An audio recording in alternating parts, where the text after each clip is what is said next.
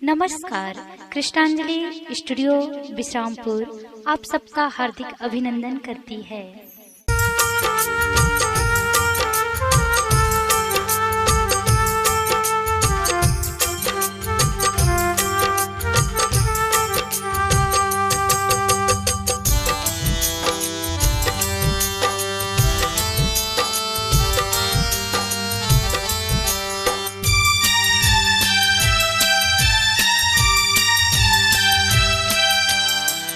तोरे धाम में बुला ले बाबा, तोरे धाम में बुला लेना।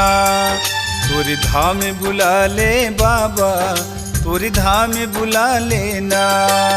मोरे काहे बाबा कतू मोला लागे बड़ा दूर। मोरे काहे बाबा कतू मोला लागे बड़ा दूर।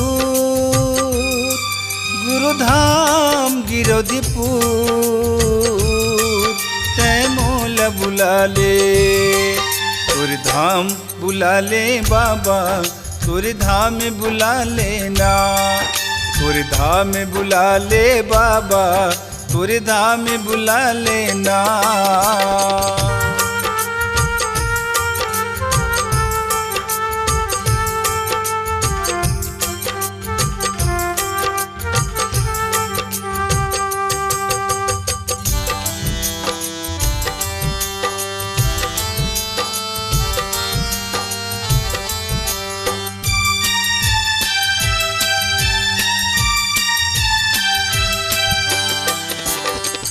तोरी सहारा बाबा चली जीवन मोर।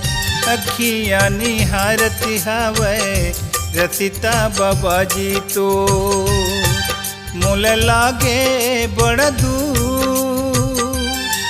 तोरे धाम गिरोदीपुर तै मोला बुला ले। तोरे धाम बुला ले बाबा, तोरे धाम में बुला लेना। तोरे धाम में बुला ले बाबा, तोरे धाम में बुला लेना।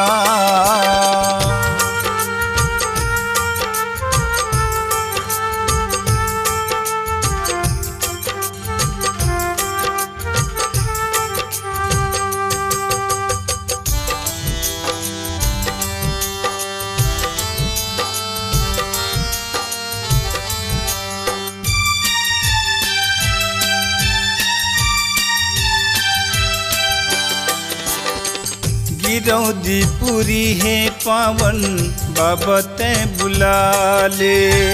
निरिमली कोरम बाबा मोला तै बैठा ले।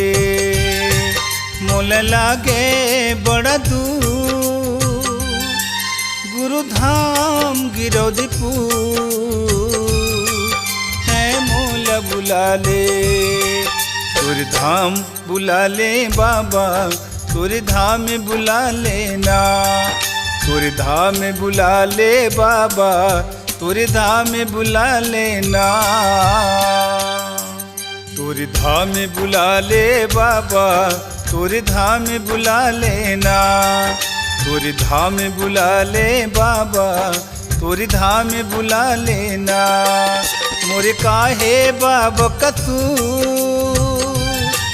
मोला लागे बड़ा दूर। मोरे काहे बाबा कतू मोला लागे बड़ा दूर। गुरुधाम गिरोदीपुर तै मोला बुला ले। तोरे धाम बुला ले बाबा, तोरे धाम में बुला लेना। तोरे धाम में बुला ले बाबा, तोरे धाम में बुला लेना। तोरे धाम में बुला ले बाबा, तोरे धाम में बुला लेना। तोरे धाम में बुला लेना, तोरे धाम में बुला लेना।